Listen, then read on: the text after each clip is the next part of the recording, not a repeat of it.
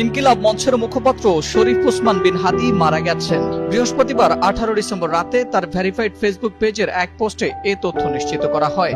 এর আগে গতকাল রাতে অন্তর্বর্তী সরকারের প্রেস উইংয়ে এক বার্তায় শরীফ ওসমান বিন হাদীর অবস্থা অত্যন্ত সংকটাপন্ন বলে জানানো হয়। আজ উপদেষ্টা পরিষদের বৈঠকে শরীফ ওসমান বিন হাদীর স্বাস্থ্য নিয়ে আলোচনা হয়েছে। তার চিকিৎসায় দেখভাল করতে বাংলাদেশের পররাষ্ট্র মন্ত্রণালয়ের একজন ঊর্ধ্বতন কর্মকর্তা গতকাল সিঙ্গাপুর পৌঁছেছেন বলেও জানানো হয়। জুলাই অভ্যুত্থানের পরিচিত মুখ ওসমান হাদী ঢাকা ৮ আসনের স্বতন্ত্র প্রার্থী হিসেবে নির্বাচন করার জন্য প্রচার চালাচ্ছিলেন। গত শুক্রবার 12 ডিসেম্বর দুপুরে রাজধানীর বিজয়নগরের বক্স কালভার্ট সড়কে তাকে গুলি করে দুর্বৃত্তরা। এরপর তাকে নেওয়া হয় ঢাকা মেডিকেল কলেজ হাসপাতালে। সেখানে চিকিৎসা শেষে রাতে এভার কেয়ার হাসপাতালে আনা হয়। পরে উন্নত চিকিৎসার জন্য 15 ডিসেম্বর এয়ার অ্যাম্বুলেন্সে করে সিঙ্গাপুর নেওয়া হয়। তিনি সেখানেই শেষ নিঃশ্বাস ত্যাগ করেন।